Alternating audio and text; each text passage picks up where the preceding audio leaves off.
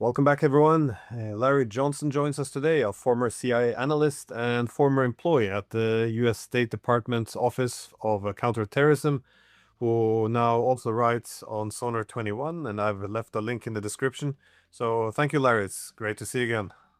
Professore, always a pleasure to be with you. You're on the cutting edge. I try to be. Yeah. But well, I guess the big news of the day seems to be that Iran and Oman are reportedly getting closer to an agreement on how to reopen shipping in the Strait of Hormuz. That is, allegedly the deal would entail that ships heading into the Persian Gulf would transit through the channel controlled or administered by Iran, while those who leave the Gulf will travel at the southern end near Oman. Again, there's a lot of secrecy around this thing, so I'm not sure if this is correct. But either way, it appears that these two sides are talking.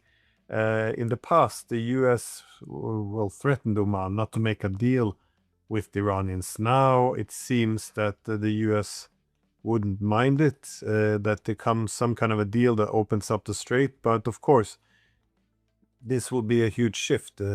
Now Trump is talking about opening the Strait of Hormuz, but of course it was open. But if it reopens, it will be under partial Iranian administration, which is, I guess, a geopolitical defeat for the U.S. How do you see this? Because I remember once, a few weeks ago, Trump threatened to blow up Oman if they made such a deal. But of course, the situation in the international energy markets has changed a lot, and the U.S. position itself has changed. Yeah, look, there's so much lying going on right now and denial about the economic realities, the economic damage that's been done. And with Trump insisting, "Oh yeah, no, we control the Strait of Hormuz. It's under our control." No, it's not. You could say that. You can say you own a unicorn with magic flying abilities. You can say that, but that doesn't make it true. I would be surprised if Iran agrees to anything which limits its control over who goes in and out of the Persian Gulf right now. I think it has significant leverage over Oman with respect to, coming up with a system that whatever, if ships are allowed to go out only through the Omani channel, they will have to pay a toll. And Oman will collect that toll, and Iran will be a recipient for a certain percentage of those fees. Likewise, if Iran is collecting fees off of ships coming in to the Persian Gulf, then Oman will be entitled to that. I think that'll be something about the nature of the deal. The problem, what undergirds all of this, it's twofold. First, it is the disruption of key commodities for the global market. And it's not just the disruption of the oil, which is predominantly sour crude, which means high sulfur content. The disruption of LNG, principally out of Qatar. Connected to that, the disruption of 40% of the world's supply of helium, because helium is a byproduct of the production of the liquid natural gas that was being pulled out of the ground in Qatar. And then the limited supplies, the decline of about 35% of the world's supply of sulfur and urea, which play critical roles in a number of industrial processes, but especially with fertilizer. So you've had this global disruption, and particularly for the oil that was coming out previously out of the Persian Gulf, there are 4 geographic centers of refinement for sour crude. And the sour crude is used to produce diesel and aviation fuel. Those 4 areas were the Gulf Coast of the United States, now called Gulf of America, previous Gulf of Mexico, India, then China, and last, I'll put them together, Japan and South Korea. Now, India's refining production is way down, simply because the United States got about 8 to 10% of its oil out of the Persian Gulf, and it's important that people understand that how refineries are set up.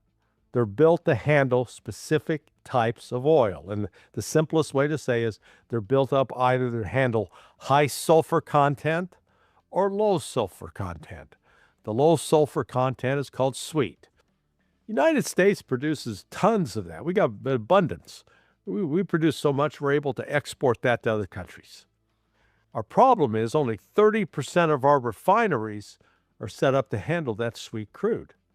70% of our refineries are set up to handle the sour crude.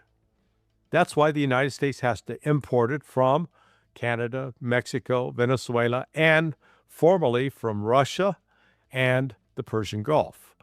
Well, now roughly 8 to 10% of what it used to import is no longer available. Meanwhile, the availability in places like India, China, and Japan, South Korea is reduced significantly. So you've got right off the bat, you got a global shortage of diesel, aviation fuel, which is why the prices of those keep going up. And yet today in the futures oil market, they're saying, oh, Brent, it's dropped almost $20 in 4 days, 5 days. Everybody's deluding themselves. Oh, happy days are here again. The oil crisis is over. It's not. It's that they're lying to themselves. They're lying to the world. And you can tell those lies all you want, but then when you go to fill up your truck with diesel, reality hits you right in the face about the increased price. And then related to that, step back and look at the global choke points for oil, for movement of all maritime traffic, not just oil, not just LNG, bulk goods, container ships. You got the Malaccan Straits. Okay, they're open. You got the Strait of Hormuz, closed. You got Bab el-Mandab, restricted. You got the Suez Canal, so far still open. You got the Bosphorus, which is that you've got, coming out of the Black Sea into the Mediterranean. You got Gibraltar. And you got the Suez Canal. And the Suez Canal is screwed up. So you've got at least, because the lack of rainfall is preventing, they cannot handle the number of ships that they normally did. And China, despite all the U.S. threats, et cetera, and trying to exert control over Panama, Panama has now made a secret deal with the Chinese. Chinese companies are back in control of the Strait of the Suez Canal. I mean, the Panama Canal. So we got a disruption, global disruption on maritime supply routes, supply chains. So you got that. You got the economic, the recessionary, if not depression rate on global supplies. And then everybody's pretending, oh, everything's cool, all's normal, all good. So this is a financial crisis that when it explodes, it is going to be global, and it is going to be devastating for countries around the world. And sit here and pretend that it's not real. Oh, everything's okay. We got it under control. They do not have it under control. It's one damn lie after another. Yeah, well, we're getting used to that with all of our wars. It's all about narratives these days. I did notice, though, that you used the terms toll and fee, both of them. And I think the distinction between them will soon become quite important, because a toll suggests one has to pay simply to transit through, while a fee can be something essentially one gets in return. That is, if it's admin costs, environmental protection, search and rescue. The reason I bring it up is because at some point Trump will have to accept Iranian control over this. His claim to victory then will be that Iran will not have any tolls. That means no money paid for simply transiting through, but they will have a fee. And so it will essentially, it's a bit semantics. It's still, they would all get paid for transit, but they will argue, well, we're cleaning up the strait. For case of accidents, we have to help navigate the ships. We may have to do some rescue. So they will come with the reasoning. But my prediction is that's how Trump will call this a victory, by claiming no toll and then, brushing off the fee thing as something not important. Yeah. Well, look, Trump doesn't have a viable military option to open the Strait of Hormuz. In fact, no country or group of countries in the world have the viable military capability to force open the Strait of Hormuz without suffering significant maritime losses. Iran simply is too well entrenched, too well armed to be able to carry that off in a way that it would force Iran to back off. And what took place over the weekend, where Trump had vowed a massive campaign. Now, I'm not sure it would have compared with what was done in the early days of this war. I mean, what was done between the first 3-4 weeks, starting from February 28th. It was a significant, massive campaign, but turned out it did not weaken Iran. If anything, it strengthened Iran. So, and I know that the U.S. military, people I was in touch with, they were geared up. They thought this thing was going to jump off on Saturday night at about 6 p.m. Eastern time. Didn't happen. Trump pulled the plug. So the question is, why did he pull the plug? And I think it may be a combination of factors. One was reportedly he got a plea, insistent plea from Saudi Arabia, said don't do it, because Iran said if you hit their power plants, if you hit their nuclear sites, they're gonna destroy ours. And the Saudis said no, we don't want any of that. The other element, though, is the United States is running out of weapons. And they keep claiming, no, that's not the case. Nonsense. I just put a piece up at sonar21.com last night on gallium, the galling reality of the gallium chokehold. Because gallium is a critical mineral that is you can't build a fully functioning F-35 fifth-generation fighter without it. And guess what? The United States supply of gallium is zero. It doesn't have any. Where does it come from? China. Gallium is a byproduct of aluminum production. The United States, when it moved away about 40 years ago from producing aluminum, let that production process go overseas to other countries, lost its ability to take that aluminum and extract the gallium from it. So now the United States is totally dependent upon China, and China is telling us with gallium, we're not giving you a damn ounce. And it's not just for F-35s, it's for precision strike missiles and other, we're out of PAC-3s, we're out of THAADs. They need gallium in those too. So the United States is now confronted with the situation where we want to use military force that we do not have. Or if we use it in any sort of sustained, intense fashion, we're going to deplete ourselves to a level that we cannot replace it within the foreseeable future, 2 to 3 years. Not replaceable. And this is not me being alarmist. It's an absolute fact. And they refuse. They keep denying. They keep lying about, oh, no, we got plenty. No, you don't. Yeah, the horrible thing is that the gallium is also used in those radars, which the Iranians have been blowing up across the Middle East. And I might get the numbers wrong, but I think about 98-99% of the gallium comes out of China. So yeah, well, that's you're right. Real nice with China if you want to fight a war with China in the future, it seems. But Trump, as I said, he issued now this final warning. He said, well, he issues those every now and then. The final warning to Iran, now make a deal or, we'll annihilate you. And I guess all these rounds of attacks on Iran, the objective is to wear them down and, either capitulate or at least get a favorable deal out of them. But one gets the impression the opposite is achieved because, while, of course, Iran can be worn down a bit, you see this continued attacks on Iran, it suddenly makes them not believe in diplomacy anymore for good reasons. As you said, the energy markets and global economy also goes from bad to worse. So Right. though the Iranians are getting advantage, and as you suggested, every round of attacks, the U.S. depletes its weapon stockpiles. So, and the Iranians know this. So, if the U.S. is gonna play hardball with the Iranians, they know there's a limit to what the U.S. can do now.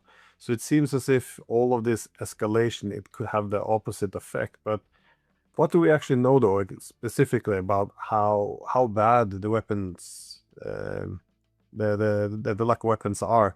I mean, I guess hard to have accurate information given that I assume there would be some secrecy around this. Well, yeah. What weapons are missing? So you can go to open source. So I wrote about this. People can go back and look at March 3rd of this year at sonar21.com. And I went through the open source because the open source regarding the PAC-3 missile, the Patriot missile. And we know from open source that from 2015 to 2020, so that's 6 years, the United States was producing, it said, between 100 and 300 a year. So just for the sake of estimate, I said, let's go with 300 every year. Let's give it the full benefit of the doubt, man. They were maxing it out. Then for 21, 22, 23, 24, those 4 years, they produced 500 a year. Okay, so that's 2,000 plus 1,800. So that's 3,800.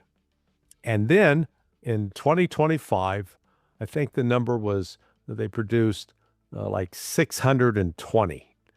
So, that takes you up to like 4,220, 4,260. That's the maximum. So that was as the end of 2025. Okay.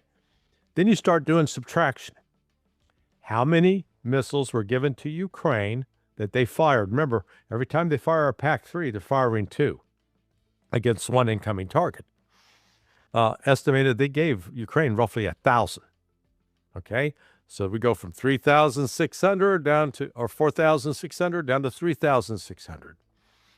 How many were given to Israel and used by Israel during the 12-day war? Well, in June of 2025. Take off another 800. How many have been used in the course of the first 42 days of this war this year and then over the last few weeks?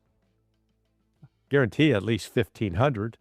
And then out of that, look at that total 4,620 number, at least 1,500 of those had gone to foreign. So they're out. For all practical, they're out. They can pretend, oh yeah, we got plenty. Nonsense. They don't. And it's not a matter of just turning to Lockheed Martin, flipping the switch. Okay, yeah, build us some more, because they need the rare earth minerals. I can't. I want to beat this into people's heads. This is so critical to understand. It's just not a matter of, do we have the willpower to make it? Yeah, you may have the willpower, but you don't have the material you need.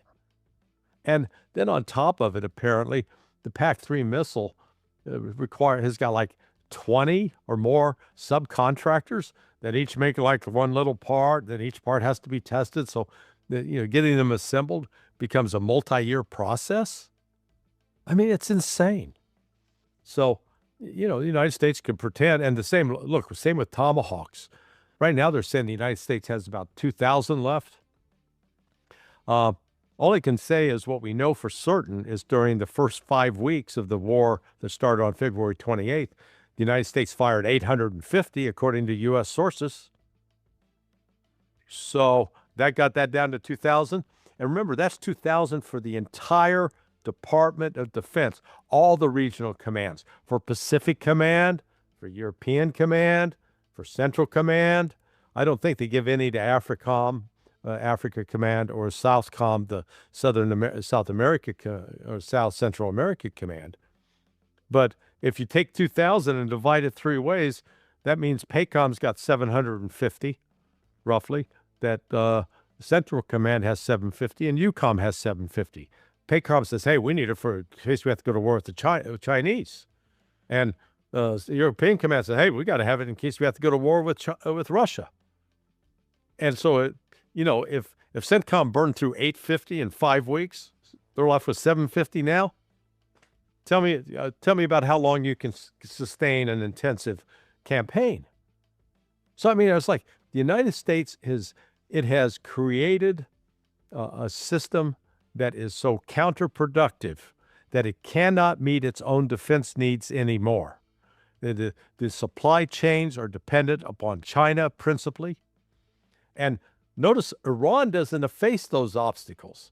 Iran's supply chains are secure with China and with Russia. And it can build whatever it needs underground and has been building underground. And it's not having to worry about going out and competing, having different publicly traded companies compete to build it. And quote, you never get it built properly. Yeah, I see the benefit though in terms of seeming all powerful. That is when Trump says, actually, we have more missiles now than we did before the war. I mean, but still, when you look at the not just the numbers, but the actions being taken, for example, when the US pulled its missiles out of East Asia to send it to the Middle East, or diverted from Europe down to the Middle East, obviously this wouldn't be done if there wasn't a shortage. And as we see now, even in the media, which has been sharing on this war, they're now also recognizing increasingly that, yes, this is a huge problem. And that is narrative control. It can be quite powerful if one deters or fools the adversary, but self-delusion is something different. This is very dangerous. Well, and it's not, Glenn, it's not confined just to what's going on with Iran. My God, it is. I challenge anybody to go on to Grok or Claude or ChatGPT or DeepSeek or Kimi, use any of them and ask the question, how much territory has Russia taken in Ukraine this year? Oh my God, Russia's lost territory. And you're going, what? I mean, and what they're basing it on, what these search engines based on, is they take information from people like the Institute for Study of War, and it's algorithmically rated higher, more reliable than anything out of the Russian Ministry of Defense, and of what they call open source intelligence, which is essentially CIA disinformation put out on the web. And these engines absolutely insist that Ukraine has taken more territory from Russia than Russia's taken territory from Ukraine, despite the fact that right now in Sumy, you can see the armies have swept forward and are enclosing Sumy. The same thing, the Russian army enclosing and encircling Kharkiv.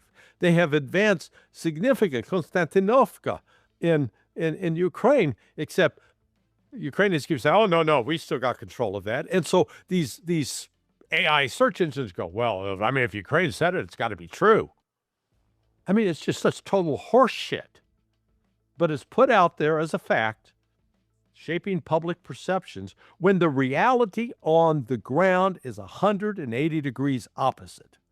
And we're seeing the same thing with respect to Iran. They keep talking about Iran's weakness.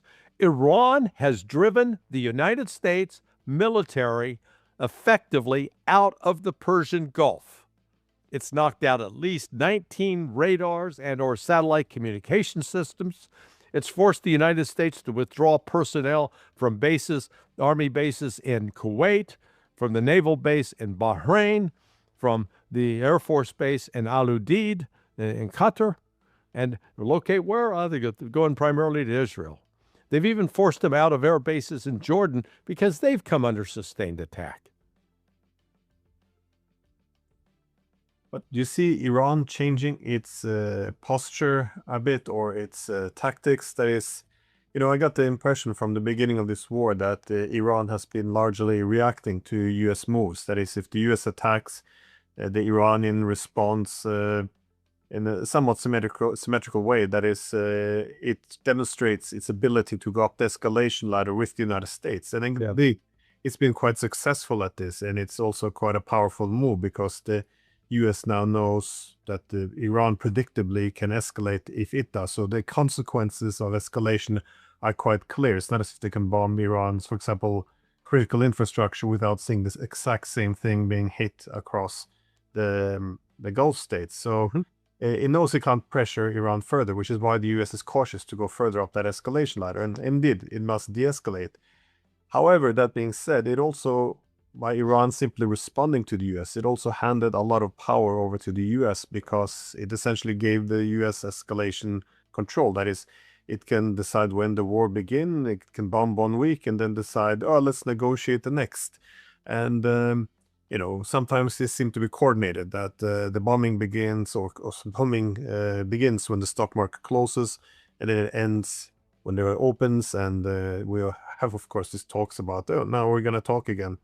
But the problem is, it also suggests, why would the US have any restraint if you can decide when the war begins, when it ends? And I was wondering if you see any changes now with Iran, if they're going essentially on the offensive, because Iran appears to have changed its approach a bit. As you saw with the attack on Jordan, as you mentioned, the US, I think the White House referred to it as a surprise attack on Jordan. But, my God, there's a war. The US attacked Iran. Yeah. It's a bit strange to talk about a surprise attack, but what they meant was that the US had halted its bombing, and they assumed that then Iran has to do the same, because Iran should always mirror what the US does.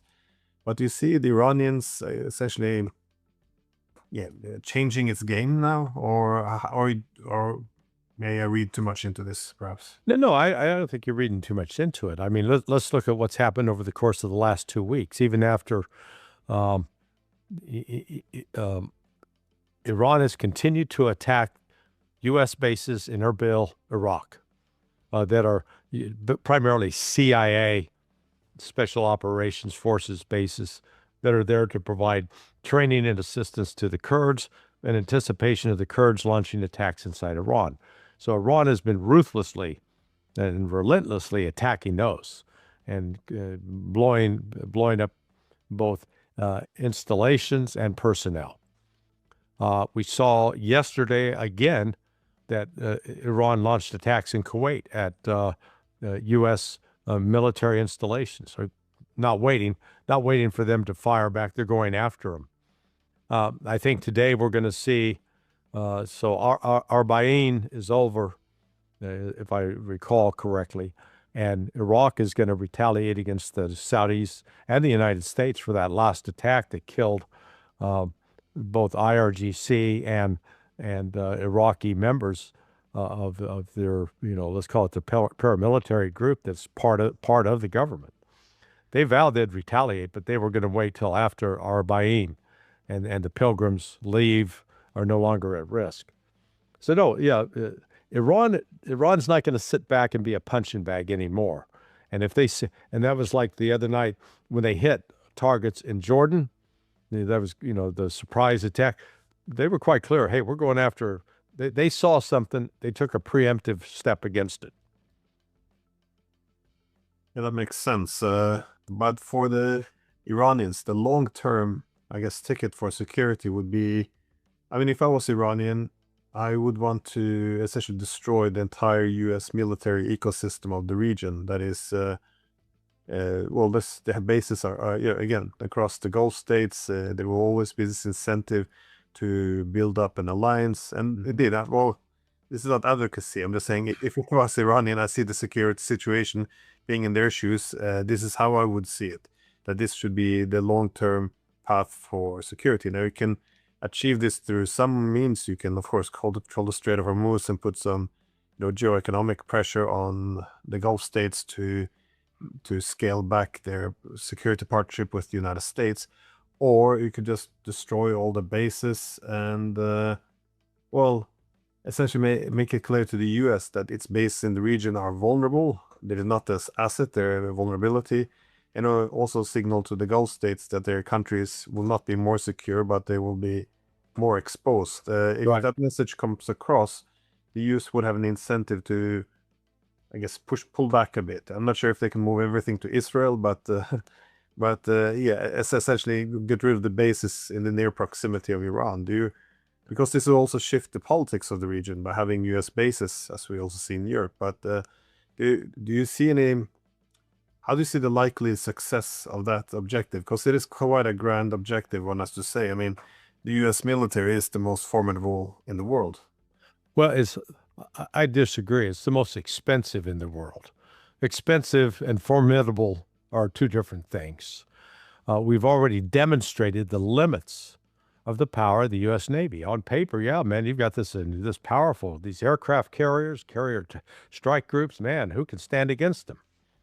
The Houthis. They demonstrated that over the course of 18 months, starting in December of 2023, once they declared a shutdown, basically, of normal ship traffic through the Red Sea. And then, the first Operation Prosperity Guardian tried to stop them. And then Trump said, oh, no, we're not a bunch of wimps and weaklings like Biden. We're going to show you Trump's in charge now. And so Trump launched the new initiative, Operation Rough Rider, back in March of 2025.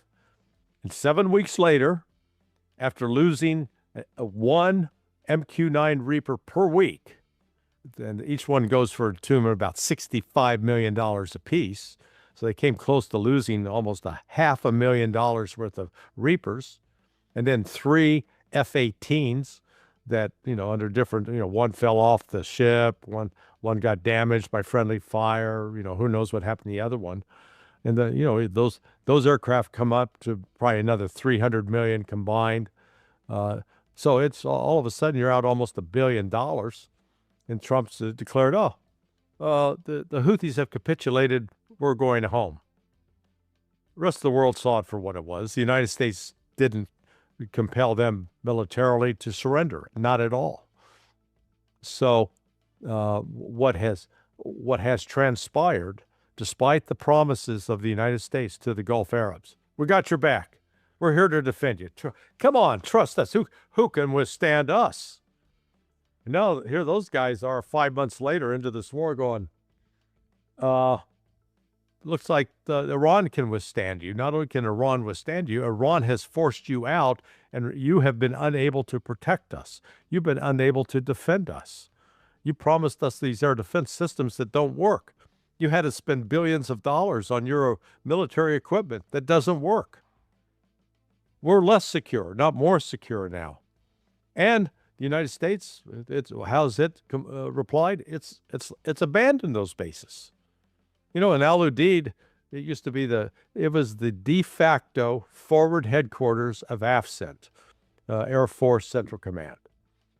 It's, the nominal base was in South Carolina, but the actual, the general, commanding general, the staff, all the activity, it was there forward at Al Udeid because they had this massive $1 billion plus radar, a couple of other radars. They were able to see everything in the area. They were on top of it. And just before the start of the war, the Central Command above us went, you know what? It's going to be too exposed there. We better get these guys out. They relocated it all to Shaw Air Force Base. But they thought, hey, we still got the coverage of radar. And within the first 2 weeks, Iran had destroyed the radar. So now they're blind. Now they're dependent upon AWACS and Poseidon 8s to give them ISR information, because the ground radars are gone. They're history. And they're not coming back soon. Because you know what? They too need gallium and other rare earth minerals. And the Chinese are saying, no, we're not selling you that. So the United States has been effectively run out of the Gulf. And I think much to the surprise and shock of the Saudis, Qataris, Bahrainis, etc. They keep trying to figure out how to rope the United States back in, but the United States does not have the abilities to sustain military operations at those forward locations. Yeah, that's what I was thinking. Given that the technologies now are quite different, that is, the ballistic missiles and drones of Iran cannot target the bases. I mean, these U.S. bases were not built for these technologies because they can't protect them. All these fancy, expensive radars, I mean, they just became very attractive targets for the Iranians. So you see this being a problem. You see setting that region on fire has some profound implications for the world economy. You see the U.S. weapons stockpiles being depleted, and as you said, there's no convincing pathway to a military victory in which the Iranians will then capitulate and agree to have their state destroyed. So, there's no way of even opening the Strait of Hormuz. And given all of this, at some point, Trump will have to, circle back from, I'm going to destroy Iran to, negotiations are going great. So at some point, they will go back, have to talk to the Iranians. How do you see the pathway to diplomacy go now? Because they just got the MOU, and Trump, began to dispute the key points in the MOU, hours after it was signed. So, Right. But again, the Iranians don't trust the Americans, but at some point they do have to talk to them as well. And Iran has some interest, I guess, in terms of getting sanctions relief or, whatever the U.S. might be willing to offer, or reparations. So how do you see diplomacy playing out again? Because again, if I was Iranian, I would want to talk to the Americans, but I wouldn't trust them for a second. So how would those negotiations look like? Well, you've got the Trump public negotiation, which starts with these threats and attempt to coerce the Iranians, and then his famous taco move, as they're calling it. Trump always chickens out. There's a diplomatic impasse right now. The impasse is this: the Trump team's position is Iran must negotiate on the nuclear issue first and foremost, before anything else. They've got the Trump team needs a victory to show that, okay, we've got, basically going back to the JCPOA. That's all it is. Iran said no, we're not going to negotiate anything about any nuclear issue, whether it's enrichment or the possibility of building a nuclear weapon, until you fulfill the MOU, which means Israel withdraws from southern Lebanon, you lift the blockade, you lift the sanctions, you unfreeze the assets, and you acknowledge that we've got control of the Strait of Hormuz. That's it. And right now, the United States is not willing to do that. But the problem Trump is going to face it's going to be on the economic front. They've been able to mitigate, cover up so far the actual effect on diesel, aviation fuel. They've been able to pretend that, everything's okay, but it's not okay. And the international financial market is not okay.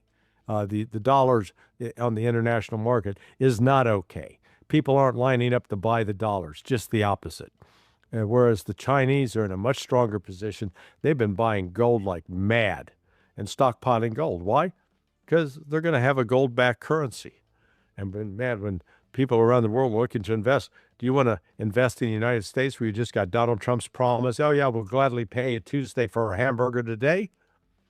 Or do you go with the Chinese and say, hey, ours is gold-backed?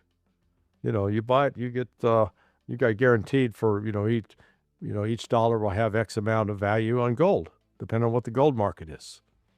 So China is rapidly moving, along with Russia. They're building up the whole BRICS economic infrastructure.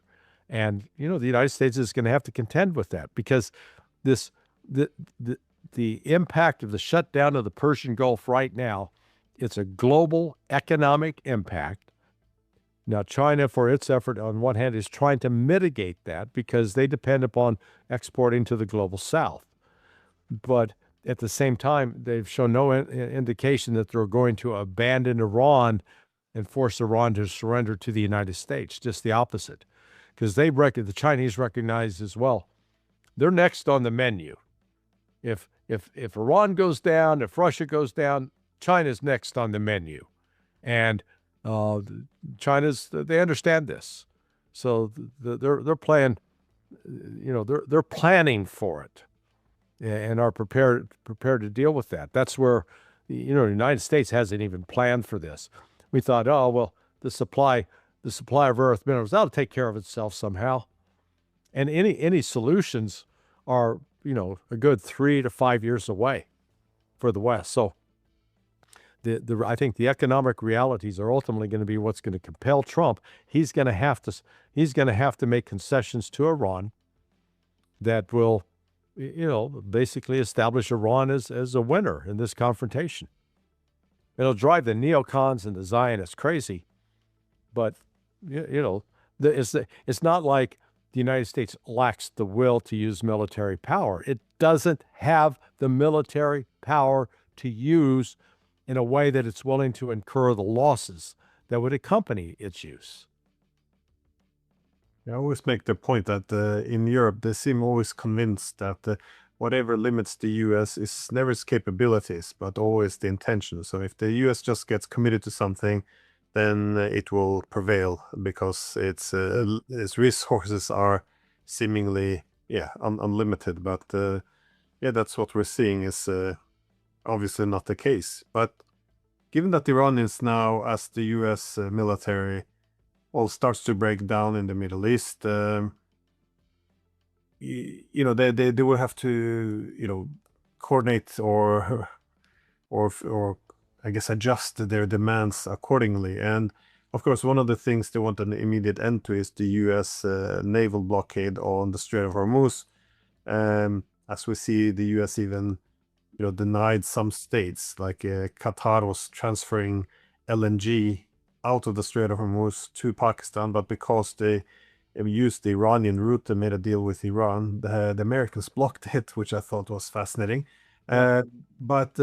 So the Iranians want an end to the blockade on the Strait of Hormuz, but they also want the Saudi blockade to end. But again, this isn't just the Saudis aren't just American proxy; they also have their own, they also have their own skin in the game here. So, how do you see the possibility of Iran resolving this issue between Yemen and Saudi Arabia? Because as this war widens and expands, it becomes very complicated to resolve. Yeah, actually, I think they're going to stay out of it because you're going to see Iraq, the elements in Iraq now, they're going to retaliate. I don't know if it'll be today or tomorrow, but they're going to hit Saudi targets, and the Yemen continues to hit targets in Saudi Arabia. So they're going to the combination of Iraq and Yemen that will compel the Saudis back to a negotiated settlement, because particularly with Ansar Allah, they can inflict a lot more damage on the Saudis than the Saudis can on Ansar Allah or the Houthis. Just a fact of the nature of the differences in infrastructure and sophistication of the oil industry in the respective countries. So the Saudis, if they want to stay viable without losing their oil terminals at Yanbu, they're going to have to negotiate with the Houthis. And I think to that extent, Iran would play a mediating role, would be happy to help the Saudis, and we offering conciliation in that regard. But the Houthis are not some puppet of Iran, despite the way that the West likes to portray it. The Houthis are they're their own critters. They are actually the original Arab inhabitants of the Saudi Arabian Peninsula. Now, the Saudis were just a bunch of nomadic Bedouins that got lucky with oil and then became, quote, the dominant power. But the reality is, in terms of native population and the history, the folks in Yemen and the Houthis in particular, they're the ancient Arabs in the region. So they're pursuing their own objectives, and they're not. I suspect they're coordinating with Iran, but it's not critical for them. But I think they'll be amenable to listening to Iran, provided that the Saudis, stop attacking them and lift the blockade. Yeah, no, I agree. I think the way they portrayed as simply being proxies of Iran, I mean, it's again, there's some of the same dangerous self-delusion, pretending they're just an arm of the Iranian government. It's appealing, I guess, to portray them as such, but they have their own autonomy, they have their own interests, and I think the Yemen-Saudi conflict, as I said, it has a life of its own independently of what's happening between the US and Iran.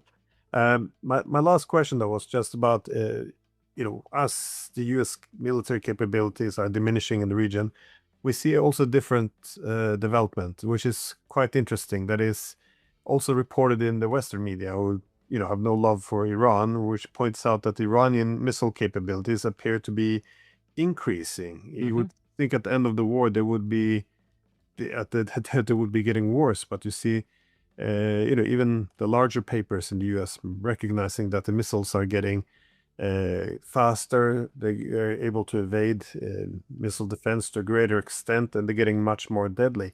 How do you explain this? I mean, I've seen some leading hypotheses that the Chinese and the Russians are assisting in picking targets, etc. And again, if I was Chinese or Russian, I would be definitely helping. Otherwise, those weapons would be coming for me.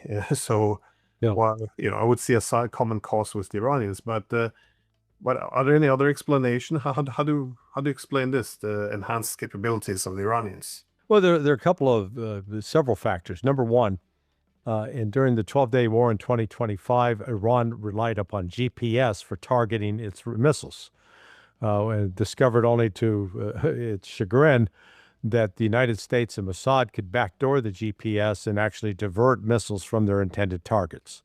So that reduced the effectiveness of Iranian missile launches in that 12-day war in 2025. By the start of the war this year, the 28th of February, Iran had moved to the Beidou system, the Chinese system for targeting, and it has proved much more effective. It is immune from U.S.-Israeli hacking, and so they've been very effective in the targeting. That's number one. Number two, the Iranian missile factories, they're underground. They built them underground expressly to resist the possibility of a nuclear attack, and they have uninterrupted supply chains from Russia and China, plus what they produce on their own. So they're able to continue whatever they're using and launching. They're actually able to replace some of it in fairly close short order. Third, they are getting targeting data and assistance from both Russia and Chinese intelligence, as well as China has introduced some of its own missile systems into the Iranian arsenal to test them in a wartime environment, see how they work. China's got all these missiles, and on paper they're supposed to work out on the range, but they've not actually been tried in a combat environment. So this way they get the test. They get the Iranians are happy to fire them. They've got Chinese technicians which come in and help get them configured properly, and then they fire them against U.S. targets. And that way they come away and say, "Hey, that works. That doesn't work. This is the problem." So it's supposed to R&D for future conflict. Let's call it that. It almost sounds like you're describing what the NATO's been doing in Ukraine, because there as well you see their different NATO countries, arms manufacturers get to test out their new weapons against the Russians, and then also, so they get to develop weapons and test them, but also at the same time they get to weaken a strategic rival. I guess it would be expected if China does the exact same thing. Correct. Because, well, the NATO countries can't keep setting dates for a war with Russia and planning for a future war with China and expect them to just sit idly by and allow the NATO countries to decide when the war will be waged upon them. So I guess, yeah, they would do the exact same. Anyways, any final thoughts before we finish off? Hey, I think we're going to see some more back and forth. I think potentially today, later, we'll see U.S. retaliating for the attacks in Kuwait. And then Iran will retaliate in turn for that. So this back and forth, the claims that the Trump administration is making is that, we got advanced talks and we're going to get the Strait of Hormuz open. Oh, I wouldn't go to the bank and bet on that. No.